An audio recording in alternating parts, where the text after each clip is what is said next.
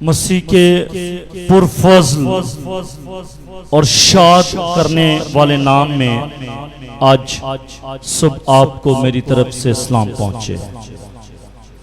निकालिएगा मेरे साथ ज़बूरों की किताब ज़बूर नंबर 126वां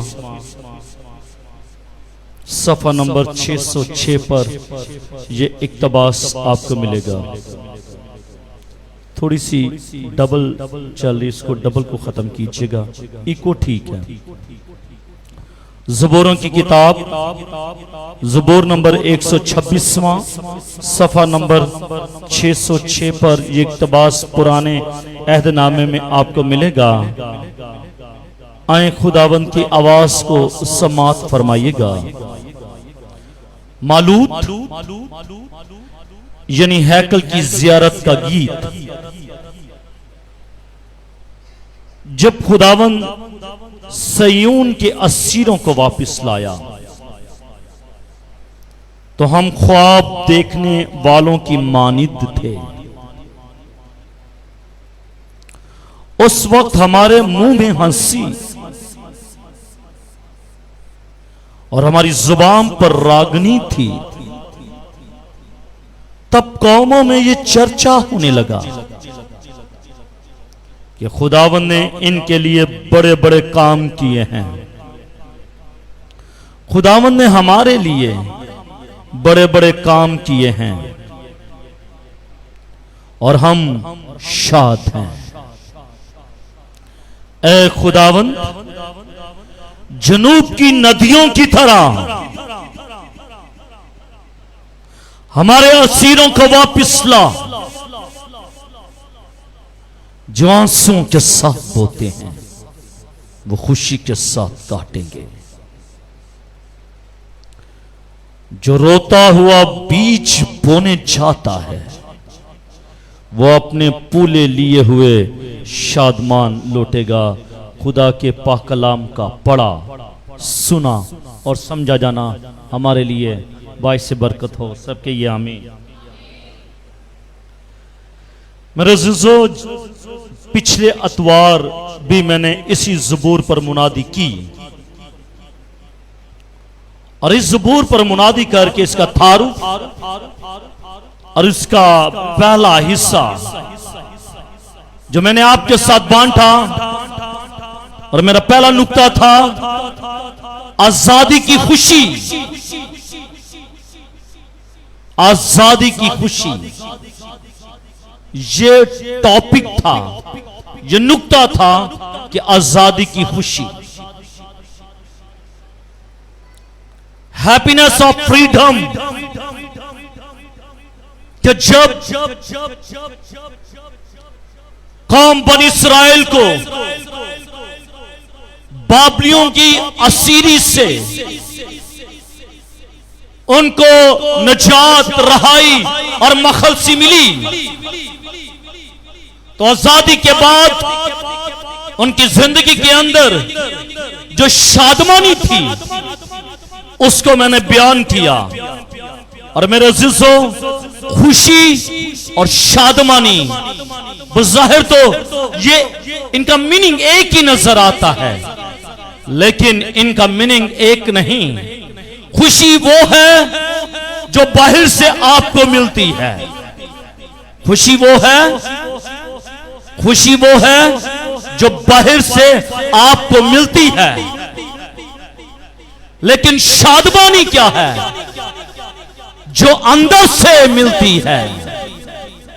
खुशी इंसानों से मिलती है। शादमानी का हकीकी मंबा जो है वो खुदा है, और खुदा आपकी जिंदगी के अंदर इत्मीनान और खुशी डालता है, शादमानी डालता है, और फिर आपकी जिंदगी शादमान होती है।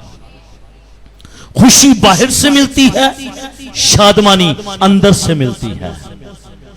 खुशी इंसानों से मिलती है, शादमानी खुदा से मिलती है। और यहां पर यही लफ्ज इस्तेमाल हुआ है शादमानी का। क्या लफ्ज इस्तेमाल हुआ है? शादमानी का लफ्ज इस्तेमाल हुआ है।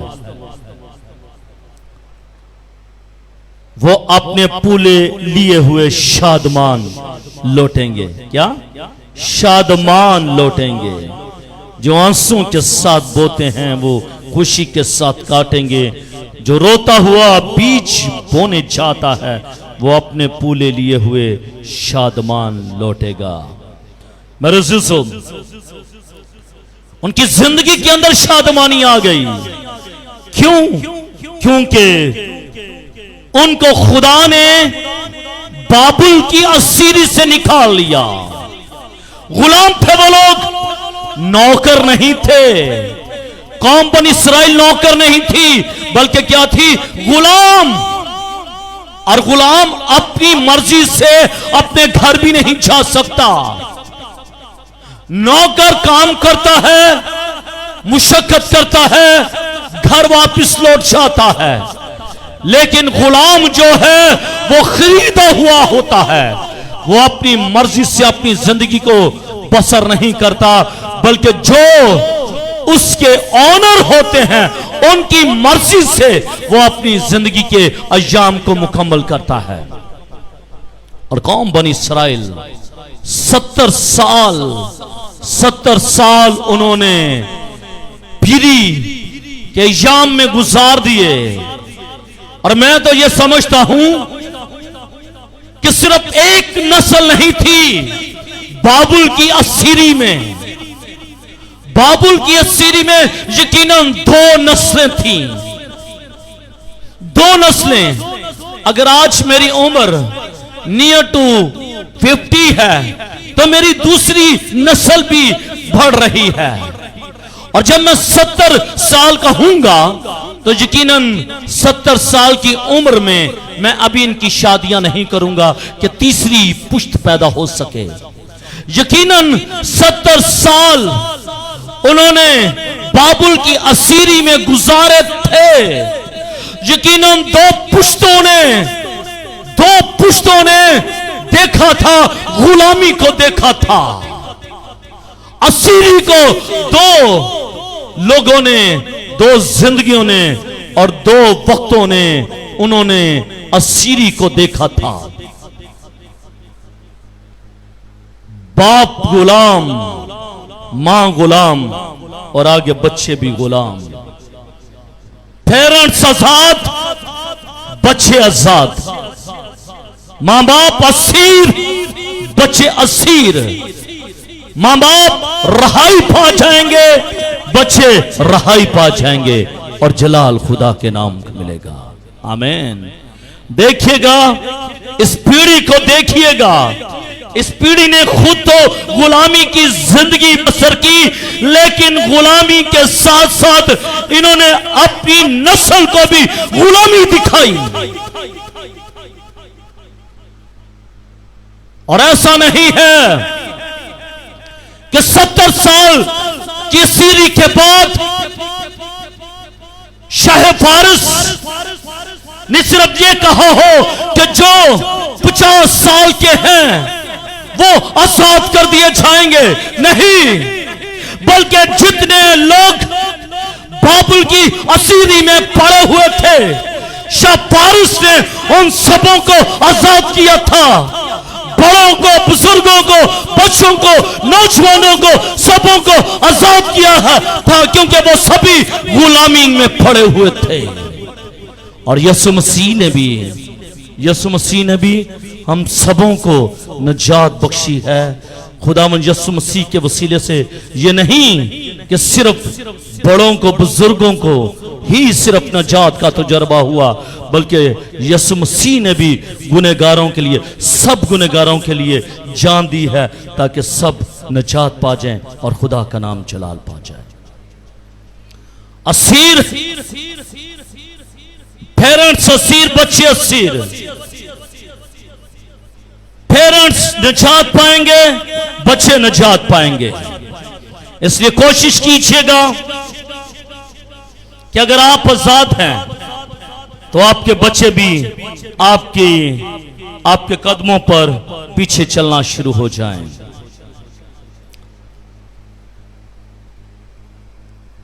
126 में ज़बूर की पहली आयत का दूसरा हिस्सा। हम तो ख्वाब देखने वालों की मानित थे। हम तो ख्वाब, बोलिएगा हजरात भी बोले, हम तो ख्वाब देखने वालों की मानित थे। कौम बनी इस्राइल, कौम बनी इस्राइल ये कहती है कि हम तो ख्वाब देखने वालों की मानित थे। ये ऐसी कैफियत का नाम है, ये ऐसी हालत का नाम है कि इंसान के दिमाग में जो सोच चल रही होती है, वो सोच दूसरा इंसान तो नहीं देख सकता, लेकिन जो सोच उसके जहन में होती है, एक दिन वो सोच जामा पहन लेती है। जो सोच, आपकी ध्यान से सुनिएगा, जो सोच आपकी जिंदगी के अंदर चल रही है, जो सोच आपके जहन में चल रही है, एक दिन वो जामा पहन लेगी। अगर आपकी सोच पॉजिटिव होगी तो वो पॉजिटिव सोच जामा पहन लेगी। अगर आपकी सोच नेगेटिव होगी, आपकी नेगेटिव सोच जामा पहन लेगी। इसलिए कौम बनी इस्राइल ये कहती है, हम तो ख्वाब देखने वालों की मानित थे। क्या कहते हैं? तेरे बड़े ख्वाब ऊंचे ने, तेरे बड़े ख्वाब ऊंचे हैं। खुदा आपके ख्वाबों को पूरा करने की ताकत रखता है। आमीन। आप ख्वाब देखा करें, जब आप ख्वाब देखेंगे खुदा उन ख्वाबों को पूरा करेगा। आमीन।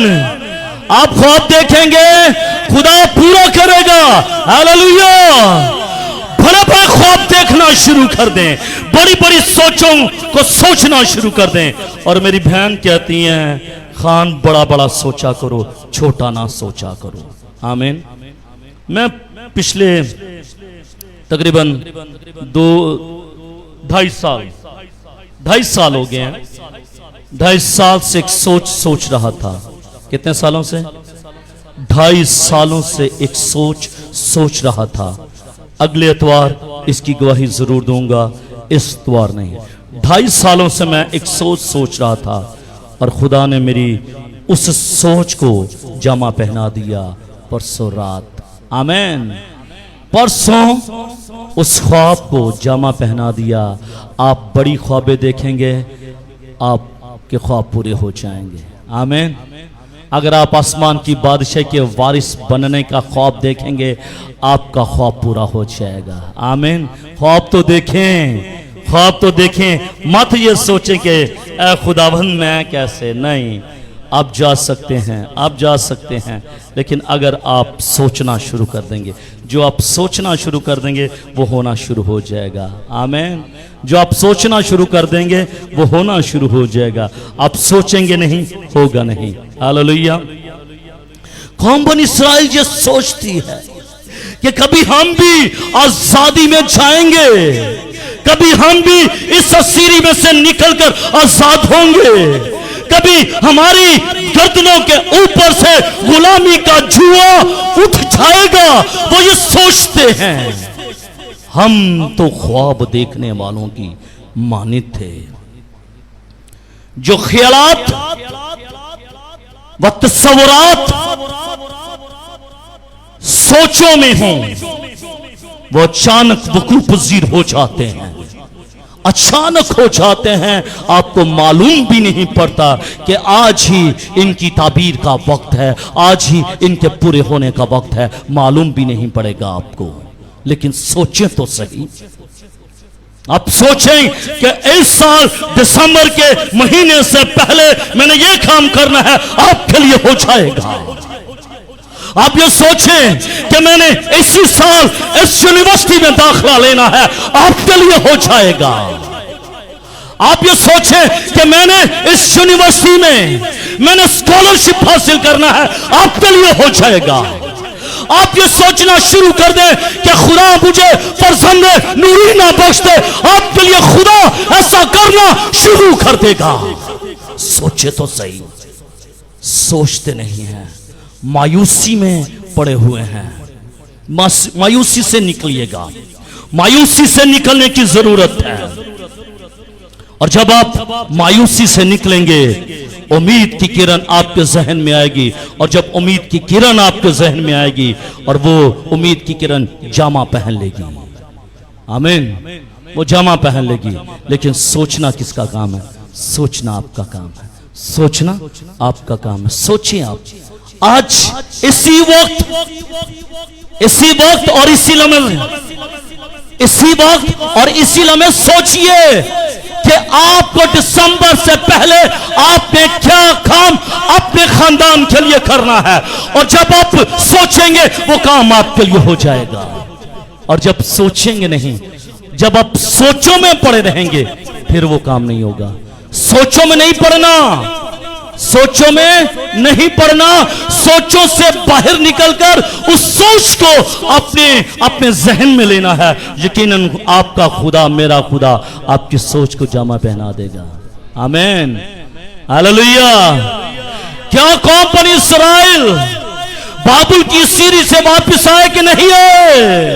वो आए हैं। क्यों? क्योंकि उन्होंने सोचा, जो सोचा वो हो गया, जो सोचेंगे नहीं वो होगा नहीं। आमीन, हालेलुया। सोचिएगा, उस वक्त हमारे मुंह में हंसी और हमारी जुबान पर रागनी थी। उस वक्त हमारे मुंह में हंसी और हमारी जुबान पर रागनी थी। दूसरी आयत, मुंह में हंसी से मुराद वो हकीकी खुशी जो उनके दिलों को रोशन किए हुए थी। मुंह में हंसी से मुराद ये है वो हकीकी खुशी जो अंदर से निकलती है, बाहर से नहीं आती। हकीकी खुशी की, क्योंकि मेरा टॉपिक भी यही है, रियल हैप्पीनेस। क्या है? रियल हैप्पीनेस मेरा टॉपिक है। टॉपिक क्या है? Real happiness. और रियल हैप्पीनेस अंदर से बाहर आती है, बाहर से अंदर नहीं जाती। रियल हैप्पीनेस क्या है? अंदर है आपके। और जब आप खुदा के साथ मजबूती के साथ जुड़े रहते हैं, पेवस्त रहते हैं, आप शादमान रहते हैं। आमीन, आप शादमान रहते हैं। मुंह में हंसी से मुराद वो हकीकी खुशी है जो उनके दिलों को रोशन किए हुए थी, कौम बनी इस्राएल के। और जुबान पर रागनी थी, और रागनी के लिए जो लफ्ज इस्तेमाल हुआ है अब्रानी का, वो सर इस्तेमाल हुआ है, SIR, सर इस्तेमाल हुआ है। और इसके मानी है खुशी के साथ नगमा सराई करना। सर अब्रानी लफ्ज है जिसका मतलब है खुशी के साथ मदा सराई करना, खुशी के साथ नगमा सराई करना। क्योंकि 70 साल में पहली बार हो सकता है कि जो अगली पुश्ताई हो वो बाबुल में पैदा हुई हो, वो बाबुल की असीरी में पैदा हुई हो सकता है कि कभी उन बच्चों की जिंदगी के अंदर खुशी, शादमानी, राहत और मुसरत है ही नहीं थी, क्योंकि वो तो गुलाम थे, बाबलियों के गुलाम थे। 70 साल के सीरी के बाद पहली मर्तबा उन्होंने खुशी की खबर सुनी थी। और खुशी की खबर किसके वसीले से सुनी थी? शाह फारस के वसीले से सुनी थी। किसके वसीले से? शाह फारस के वसीले से सुनी थी। क्योंकि शाह फारस ये चाहता था कि कोई शख्स भी मेरी सियासी हुकूमत के अंदर आड़े ना आए, वो ये ना कहे कि फारस की हुकूमत अच्छी नहीं है। जिस तरह हम ये कहते हैं पीपल पार्टी की हुकूमत अच्छी है, नवाज शरीफ की हुकूमत अच्छी नहीं है, जरदारी की हुकूमत अच्छी थी, उसकी हुकूमत अच्छी है, उनकी नहीं, हम ये कहते हैं। और इसी तरह हमारे लीडर्स भी सुनते हैं लीडर भी सुनते हैं और लीडर्स देखते भी हैं कि भाई भाई ने कत्ल कर दिया, एक भाई ने दूसरे भाई का कत्ल कर दिया। क्यों? बिजली के बिल से, बिजली के बिल से कत्ल कर दिया। बिजली का बिल था, माँ ने अपने आप को गंदे नाले में फेंक दिया कि मुझ पर पैसा ना लगे, मैं बीमार हूँ, मुझे बुखार है, मुझ पर पैसा ना लगे, मेरे बच्चे ये बिल अदा कर दें। ये देखिएगा सोशल मीडिया पर आपको बहुत कुछ नज़र आता है। और अगर क्या मैं देखता हूँ तो क्या हमारी गवर्नमेंट, हमारी हुकूमत नहीं देखती? देखती है। और जब वो इन बातों को देखती है फिर वो कुछ अच्छा करने की कोशिश करती है। यही सियासत, सियासतदान इन्हीं का नाम है। और उस वक्त भी शाह फारस का यही ऑब्जेक्टिव था कि किसी तरीके के साथ मेरी जब हुकूमत आई है तो मेरी हुकूमत में कोई ये ना कहे कि शाह फारस की हुकूमत अच्छी नहीं है। वो ये चाहता था कि सभी ये कहें कि शाह फारस की हुकूमत बड़ी अच्छी है। इवन दो कि बाबली जो असीर होकर आए थे कौम बनी इसराइल के लोग, वो भी ये कहें कि फारस की हुकूमत बहुत अच्छी है जिसने हम सबको आजाद किया है। वो ये चाहता था।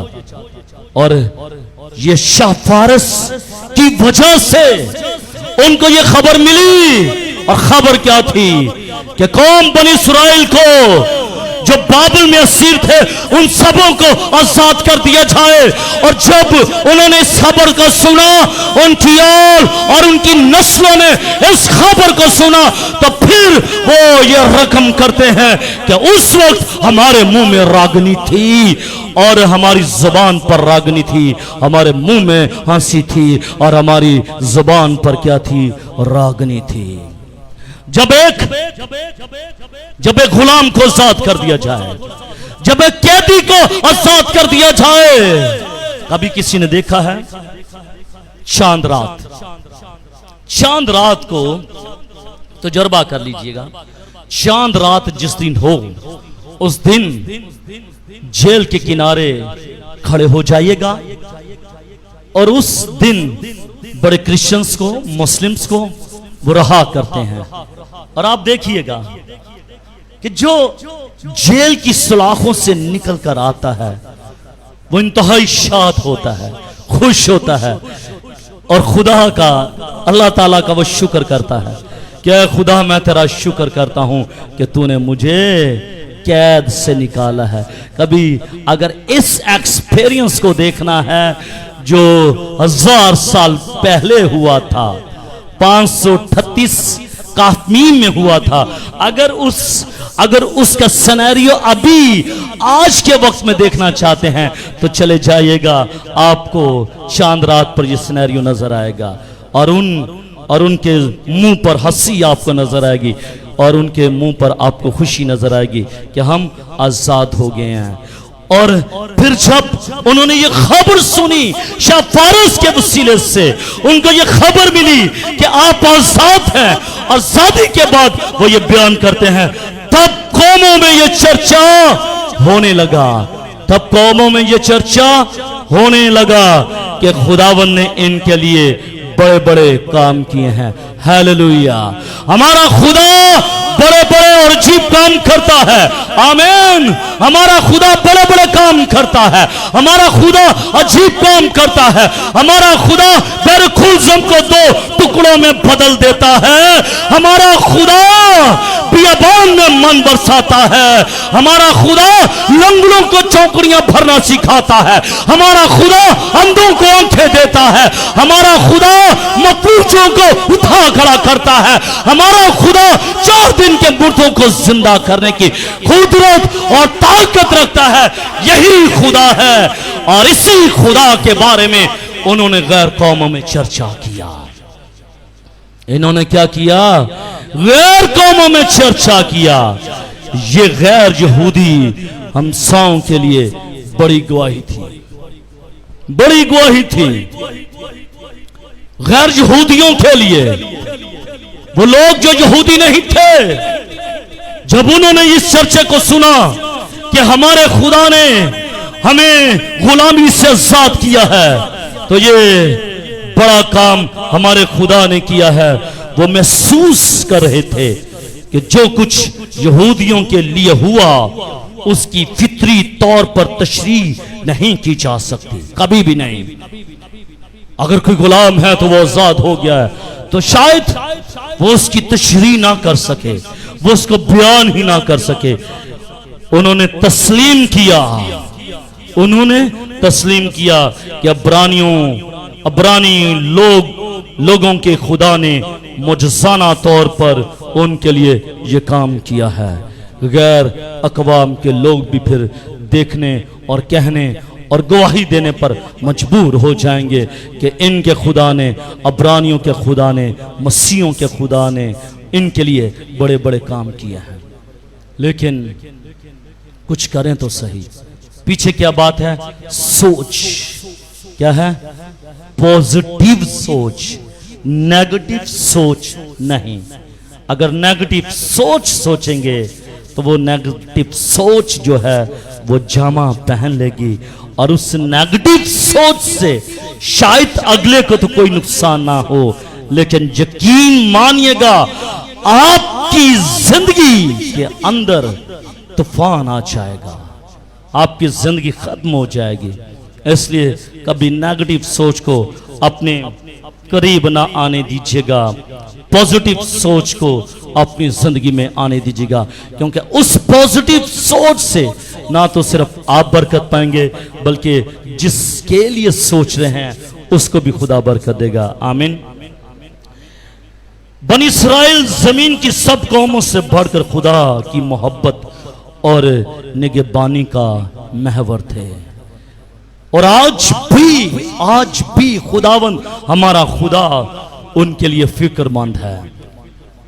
नक्शे पर देख लीजिएगा, छोटा सा मुल्क है, छोटा सा मुल्क, लेकिन उस छोटे से मुल्क में, उस छोटे से गले के साथ यहोवा खुदा खड़ा है। यहोवा खुदा खड़ा है। बहुत सारे ममालिक ऐसे हैं जो हुज्जम के लिहाज से, आबादी के लिहाज से, रकबे के लिहाज से तो बहुत बड़े हैं, लेकिन शायद उनके साथ खुदा नहीं खड़ा। इस्राएल का खुदा नहीं खड़ा। इस्राएल का खुदा उस छोटे गले के साथ खड़ा है, और जिसके साथ खुदा है, जिसके साथ खुदा है, उसको कोई जुम्बश नहीं है, उसे कोई जुम्बश नहीं है। जितनी मर्जी पावरें आ जाएं, उसको जुम्बश नहीं है। अगर आपका खुदा आपके साथ खड़ा है तो नेगेटिव सोचें आपका भी कुछ नहीं कर सकती। आमीन, हालेलुया, हालेलुया। तो जब वो नेगेटिव सोचें आपका कुछ नहीं कर पाएंगे, तो फिर देखने वाले ये जरूर कहेंगे कि इनका खुदा बड़ा खुदा है, इनका खुदा बड़ा खुदा है। तब कौमों में यह चर्चा होगा कि इनका खुदा बड़े बड़े और अजीब काम करता है। आमीन। मेरा दूसरा टॉपिक था, और दूसरा टॉपिक में था आजादी की खुशी, और आजादी की खुशी के बाद तीसरा टॉपिक है खुदा के अजीब काम।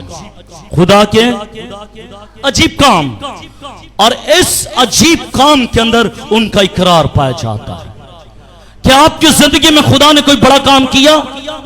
यकीनन हर एक जिंदगी के अंदर खुदा ने काम किया है, और अगर काम किया है तो क्या उसका इकरार है या फिर नहीं है? होना चाहिए। क्या होना चाहिए?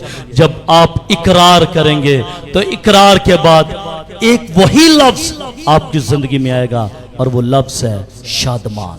वो लफ्ज है शादमान।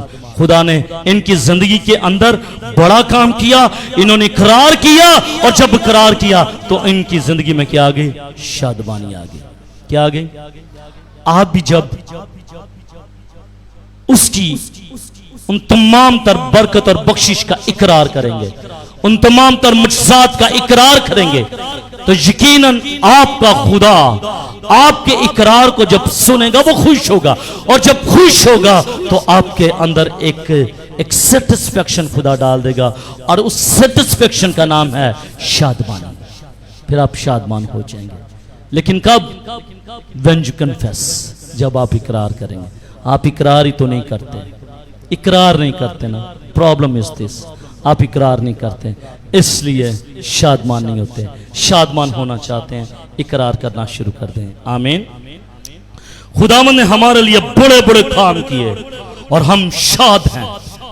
देखिएगा, इकरार भी हो रहा है कि खुदा ने हमारे लिए बड़े बड़े काम किए, इकरार कर रहे हैं, और इकरार करने के साथ ही वो ये कहते हैं हम शाद हैं, हम शादमान हैं। इकरार हो रहा है, जैसे इकरार हुआ है वैसे ही शादमानी उनकी जिंदगी में आ गई, और उन्होंने इस बात का भी इकरार किया कि हम शादमान हैं।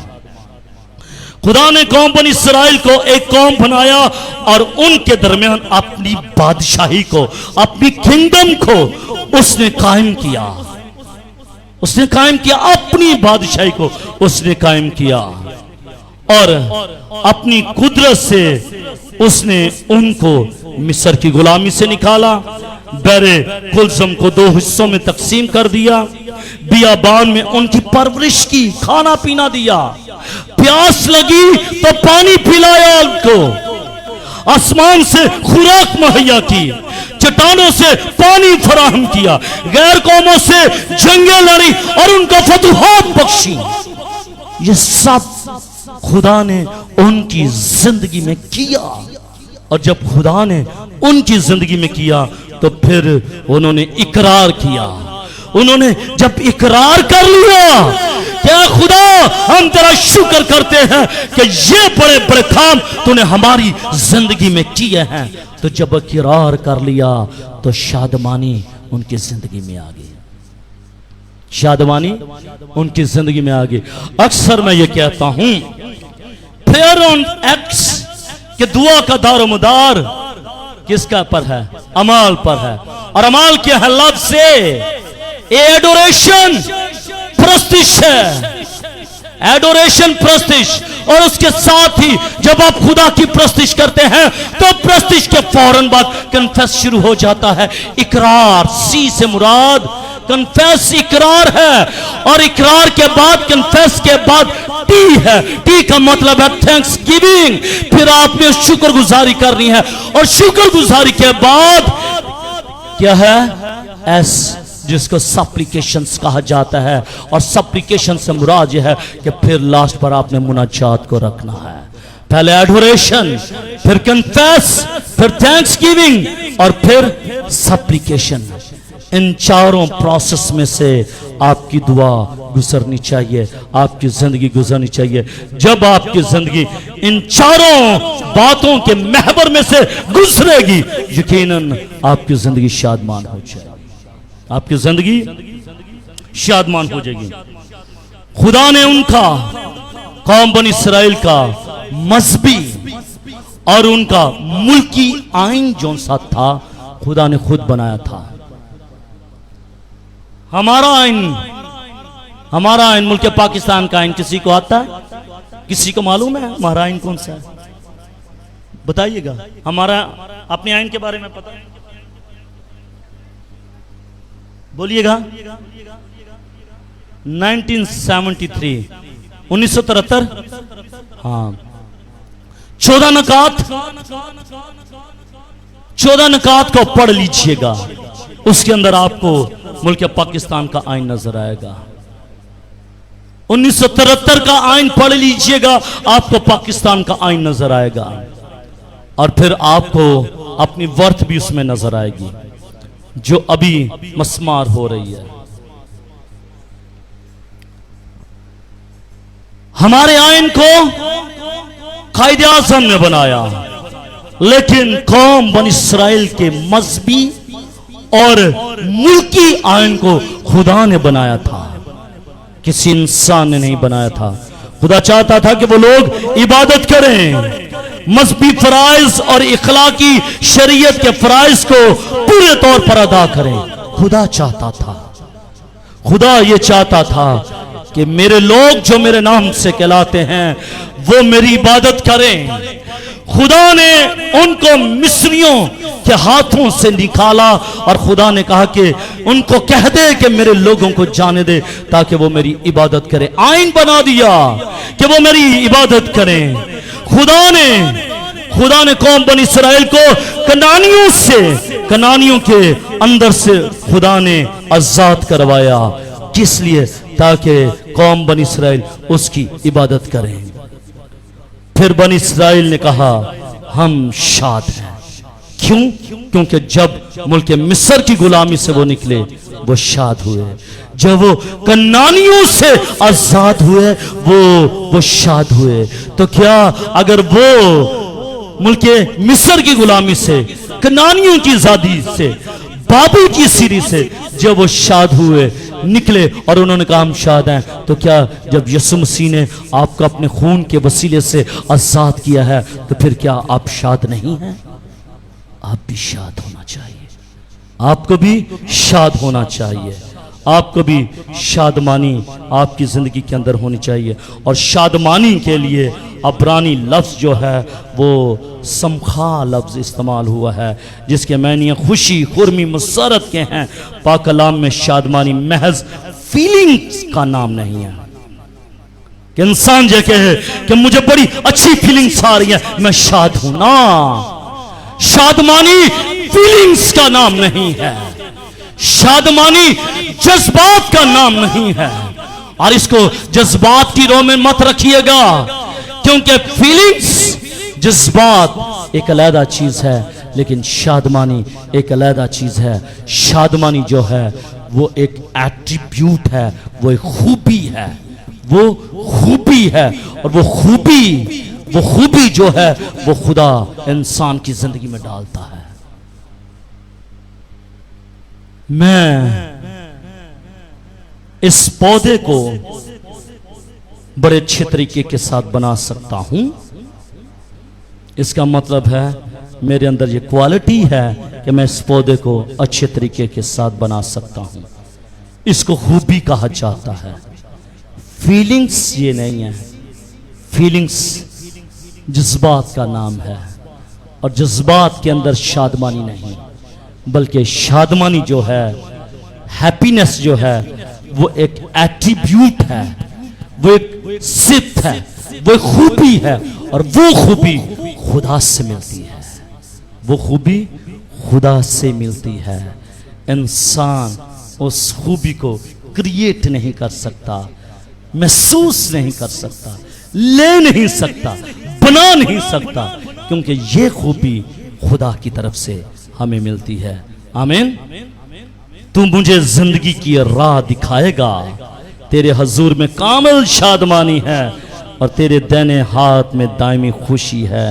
खुदा ने अपने इकलौते बेटे के वसीले ये बड़ा काम किया आज मेरे लिए और आपके लिए, कि उसने मुझे और आपको ये शादमानी अता की है। आमीन। जिसके अंदर ये शादमानी नहीं है, हर एक ईमानदार की जिंदगी में शादमानी होनी चाहिए। और जिसकी जिंदगी के अंदर ये शादमानी नहीं है, उसकी जिंदगी के अंदर खुदा की नजात का बड़ा काम नहीं है। अगर आपकी जिंदगी के अंदर खुदा ने नजात का बड़ा काम किया है, तो यकीनन आपकी जिंदगी में शादमानी है। और अगर शादमानी नहीं है, मायूसी ही मायूसी है, तो फिर नजात का बड़ा काम नहीं है। चौथी और आखिरी बात, अब निकल तो आए हैं, असीरी से निकल आए हैं। असीरी से निकलकर उन्होंने शुक्रगुजारी भी की है, इकरार भी किया है। इकरार करने के बाद लोगों ने इस बात को एक्सेप्ट भी किया है कि इनके खुदा ने इनके लिए बड़ा काम भी किया है। और इकरार करने के बाद उनकी जिंदगी में शादमानी भी आई है। अब जब शादमानी भी आ गई है, अब उन्होंने दोबारा अपने मुल्क में आना है। किस मुल्क में? यरूशलेम में आना है। कहां पर आना है? यरूशलेम में आना है। और 126वें ज़बूर की आखिरी 2 आयत, चौथी आयत से लेकर छठी आयत तक इसके अंदर हम ये देखते हैं कि कौम बनी इसराइल खुदा से मदद की इल्तिजा कर रही है। कौम बनी इसराइल निकल आई है, निकल कर बाहर आ गई है, गुलामी से निकल कर आ गई, सीरी से निकल कर आ गई, लेकिन अब वो इस जगह पर खड़े हैं, इस दुराहे पर खड़े हैं। अब इस जगह पर खड़े होने के बाद, उनकी जिंदगी में शादमानी आने के बाद, वो आखिरी काम, आखिरी बात वो करते हैं जो मैंने आपको कही। पहले एडोरेशन, फिर कन्फेशन, फिर शुक्रगुजारी, थैंक्स गिविंग, और लास्ट में सप्लीकेशन। अब वो मुनाजात कर रहे हैं, अब वो मुनाजात कर रहे हैं, सप्लीकेशन कर रहे हैं। और सप्लीकेशन है क्या? आपकी जिंदगी में भी सप्लीकेशन होनी चाहिए, लेकिन इनकी जिंदगी में देख लीजिएगा कि सप्लीकेशन क्या है। जब ये बदहाल बकिया, बदहाल होते, जब ये बदहाल बकिया अपने मुल्क में वापस जा रहा था, तो उनके पास अपने तन पर कपड़ों के अलावा बहुत कम, बहुत ही कम खुराक उनके पास थी, बहुत ही कम बीज उनके पास था। अब वो ये सोचते हैं, अब कौम बनी इसराइल सोचने पर मजबूर है कि ये बीज या तो हम अपने बच्चों के मुंह का नवाला बना दें, या फिर इस बीज को हम जमीन में दे दें, जमीन पर देंगे, फसल काटने की उम्मीद होगी। क्योंकि जब वो कौम बनी इसराइल यरूशलेम में आई थी, कोई खेत, कोई फसल नहीं थी, कुछ भी नहीं था, फसलें खाली पड़ी हुई थी, किसी फसल के अंदर कोई फल नहीं था। हर तरफ जब उन्होंने निगाह की तो हर तरफ वीराना ही वीराना उनको नजर आ रहा था। अब वो इस बात पर सोचने के लिए मजबूर हो गए, कौम बनी इसराइल इस बात को सोचने पर मजबूर हो गई, और जब वो मजबूर हो गए फिर उन्होंने खुदा से इल्तिजा की। और इल्तिजा क्या की? इल्तिजा की, ऐ खुदावंद, जनूब की नदियों की तरह हमारे असीरों को वापस लेकर आ। और जनूब की तरफ सहरा था, जनूब की तरफ डेजर्ट था, जनूब की तरफ बंजर था, जनूब की तरफ सुनाटा था। और जब बारिश आती थी, जब बारिश आती थी, वही जनूब का इलाका जो है और उसकी नदियां जो हैं वो पानी से लबरेज हो जाती थी। इसीलिए तो वो ये कहते हैं, ऐ खुदा, जनूब की नदियों की तरह हमारे असीरों को वापस लेकर आ। जिस तरह पहली बारिश बरसती है और जनूब की नदियां जो हैं वो लबरेज हो जाती हैं, लबालब भर जाती हैं, इसी तरह खुदा लबालबा करके हमारे असीरों को वापस लेकर आ। क्योंकि 12 कबीले तितर बितर हैं अभी भी, वो ये दुआ मांगते हैं, इल्तिजा करते हैं कि खुदाबंद तू तमाम तर 12 कबीलों को वापस लेकर आ। वो दुआ करते हैं कि खुदाबंद असर नौ तामीर और बहाली के लिए वसाइल मुहैया कर, वापस भी लेकर आ और वसाइल भी मुहैया कर। वो इल्तिजा करते हैं, और इल्तिजा के साथ साथ वो अपने दानों को देखते हैं, अपने बीज को देखते हैं कि बीज तो हमारे पास कुछ है ही नहीं, बीज नहीं है, अब करना क्या है? अगर आपके पास 1 kg बीज हो, आपके बच्चे भूखे हो तो क्या करेंगे आप?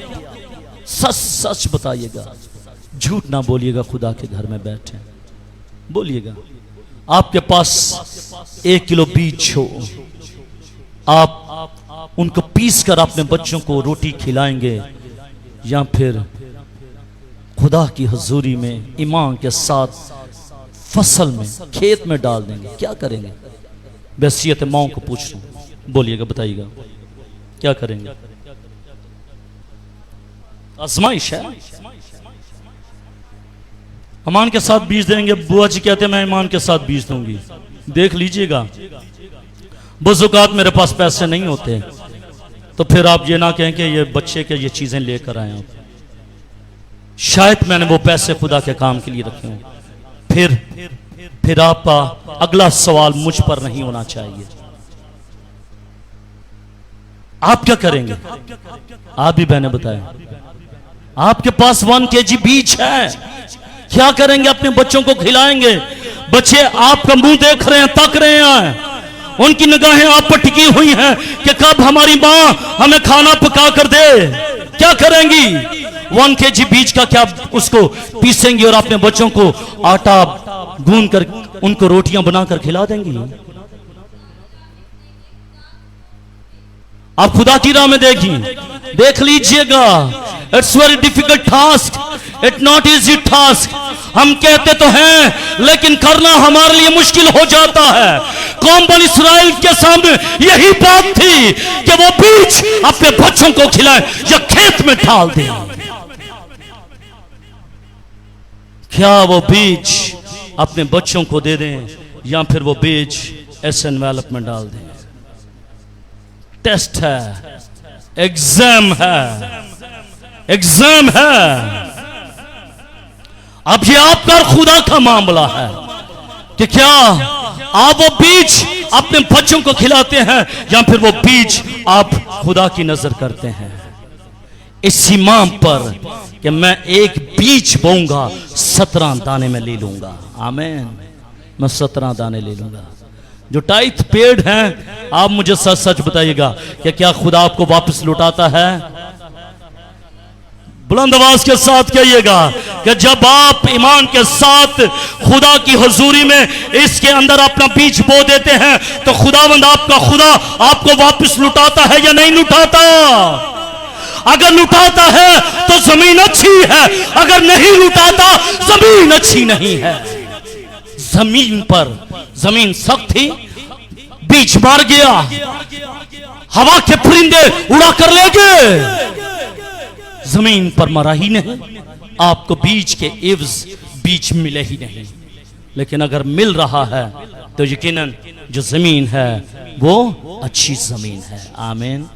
70 सालों के बाद कौम बनी इस्राएल के लोग यरूशलेम में वापस आए। अपनी खेतों को उन्होंने आंखें उठा कर देखी, ये हमारे खेतों की हालत है। अब एक तरफ बच्चे, एक तरफ फसल उनके सामने थी, और फिर उनकी जो हालत हो रही थी वो बयान से बाहर है। क्योंकि कलाम के अंदर यह सिर्फ एक वर्स लिखी है कि जो आंसुओं के साथ बोता है वो खुशी के साथ काटेगा। लेकिन जो आंसुओं के साथ बोते हैं वो बो किस तरह रहे थे? जब उन्होंने अपनी फसलों को तैयार कर लिया, अपने शोल्डर्स पर उन चादरों को डाल लिया जिनके अंदर उनके बीज थे, तो जब उन्होंने अपनी मुट्ठियों को उन चादरों के अंदर डाला तो उनके आंसू निकल रहे थे। उनकी आंखों के सामने उनके बच्चे नजर उनको आ रहे थे, लेकिन वो रोते हुए आंसुओं के साथ, करलाइन के साथ उन्होंने अपनी मुट्ठी को उसके अंदर डाला, और डालने के बाद ईमान के साथ उस फसल के अंदर बो दिए कि बहुत जल्द हम इस फसल को काटेंगे और अपने बच्चों को खिलाएंगे। आमीन।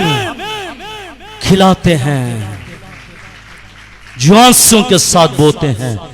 उन्होंने आंसुओं के साथ बोया, और फिर एक ऐसा वक्त आया, क्यों भाई, क्यों शहजाद भाई, फिर एक ऐसा वक्त आया कि फिर उन्होंने काटना शुरू कर दिया। फिर उन्होंने काटना शुरू कर दिया। लेकिन जो बोता नहीं है वो काटता नहीं है, जो बोता नहीं है वो काटता नहीं है। और काटने के लिए बोना जरूरी है, काटने के लिए बोना जरूरी है। बोना किधर है? यहां पर, यहां से निकाला यहां पर, ये बो रहे हैं या यहां पर बो रहे हैं? बो कहां पर रहे हैं? अब सवाल यह है, उन्होंने बोया कहां पर? अपने बच्चों के पेट में बोया? अपने बच्चों के पेट में बोया या फिर फसल की आगोश में उन्होंने वो बीज दे दिया? ईमान के साथ उन्होंने दे दिया और यकीनन उन्होंने उस फसल को काटा। चनाचा वो बीज जो उन्होंने बोया था, वो वक्त आ गया कि जब उन्होंने खुशी के साथ वो काटना शुरू कर दिया। पहले उन्होंने बोया, बोने के बाद उन्होंने काटा और ज्यादा बीज जो है उन्होंने अपनी फसल में बोया और थोड़ा सा बीज उन्होंने अपने बच्चों के लिए रखा ताकि उनका पेट भी पूरा हो सके। लेकिन ज़्यादा बीज उन्होंने अपनी फसलों में बोया, क्योंकि जब एक बीज बोया जाता है तो एक बीज के साथ एक सिट्टे पर 17 से 18 दाने लगते हैं और उन्होंने एक बीज के एवज 17 से 18 दानों को हासिल किया। मेरे ज़िज़ो, खुदा का कलाम ये कहता है कि जो आंसुओं के साथ बोता है वो खुशी के साथ काटेगा। इस रसूल का इतलाक जो है वो रूहानी अमलदारी पर भी होता है। शायद अंजील की बशारत के लिए कुर्बानियां देनी पड़े, अंजील की बशारत के लिए कुर्बानियां देनी पड़े और मुसीबतें बर्दाश्त करनी पड़े, लेकिन इस खुशी के मुकाबले में कोई ऐसी चीज जो है शायद वो हमारे सामने आड़े जो आ रही है, शायद उसका वजन कम हो। क्योंकि जब हम अंजील के लिए कुर्बानियां देते हैं तो यकीनन फिर हम एक दिन काटते भी हैं, एक दिन काटते भी हैं। अगर आप अंजील के लिए कुर्बानियां देंगे, अंजील के लिए कुछ करेंगे तो यकीनन फसल भी आप ही काटेंगे। आमीन। स्तेफनस का नाम देख लीजिएगा, कहां पर लिखा है? स्तेफनस पहला शहीद, कहां पर नाम लिखा है? अमाल की किताब में लिखा उसका जिक्र। क्यों भाई? कुर्बानी दी है उसने, लहू बहाया है, लहू बहाया है उसने, कुर्बानी दी है, बाइबल मुकद्दस में नाम आ गया है। जब आप कुर्बानी देंगे आपका नाम किताब हयात में लिखा जाएगा। आमीन। अब देखना यह है अंजील के लिए कुर्बानी कौन देता है, अंजील के लिए कौन मुसीबत उठाता है, अंजील के लिए कौन अपने आप को डेडिकेट करता है, अंजील के लिए कौन अपने आप को वफ़ करता है। और अगर आप कुछ करेंगे यकीनन खुदावंद आपका खुदा आपको बदला देगा। आमीन। एक छोटी गवाही के साथ मैं इसको वाइंड अप करना चाहता हूं। 7 तारीख को और उसके बाद फिर 19 तारीख को मुझे लाहौर जाना पड़ा एक खास काम के लिए। अगले इतवार बताऊंगा वो, एक खास काम के लिए मुझे लाहौर जाना पड़ा। तो मैंने अपने दोस्त से कहा, बल्कि दोस्त ने मुझे कॉल किया कि कैसर भाई आप जा रहे हैं? तो मैंने भी जाना है, लेकिन मैं स्कूल करके जाऊंगा क्योंकि मैंने लेट वहाँ पर पहुँचना है। मैंने कहा ठीक है भाई। मैंने कहा चलें आप मुझे अड्डे पर बिठा दीजिएगा। तो मैंने उसको कहा, मैंने कहा भाई आपने ईमेल चेक की अपनी? कहता नहीं। मैंने कहा चेक कर लीजिएगा। उन्होंने अपनी ईमेल चेक की तो जो मेरा टाइम था वही उनका टाइम था। कहते हैं भाई साहब आप, मैंने कहा आपकी मर्जी है, अगर मोटरसाइकिल पर जाना है तो चलते हैं।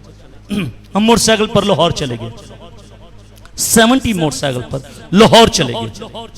लाहौर में जो काम करना था हमने वो काम किया। रास्ते में एक और पादरी साहब मिल गए शेदारा पर। वो कहते हैं मुझे भी साथ लेकर चले। वो थोड़ा सा हेल्दी था, उसको भी बिठा लिया 70 पर। हम चले गए लाहौर।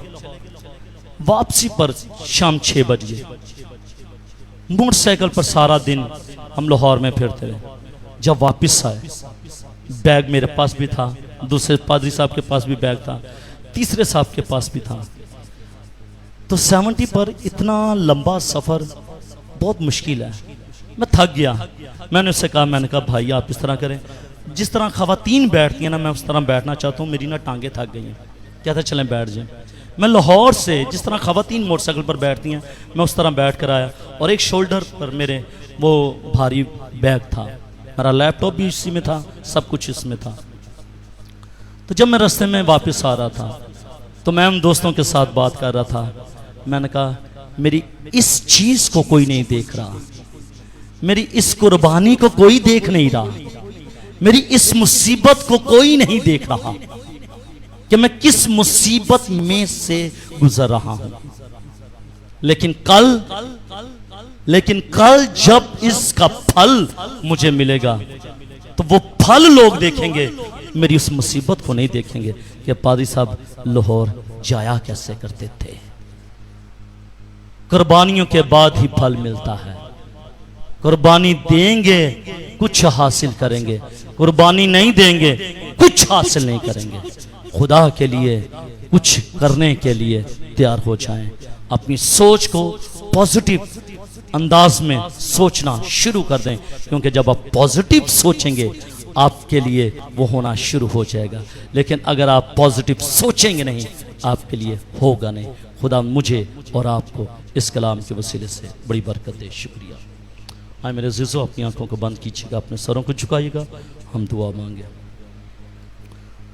आसमानी खुदावन, मैं यस्सु के नाम के वसीले से आज सब तेरी शुक्रगुजारी करता हूँ कि खुदावन तू अपने लोगों को तैयार करता है कि खुदावन वो तेरे काम के लिए, अंजील के लिए, बशारत के लिए ऐ खुदावन कुर्बानियाँ दें, मुसीबतें उठाएं, फाके करें। खुदा तेरी शुक्रगुजारी करता हूँ।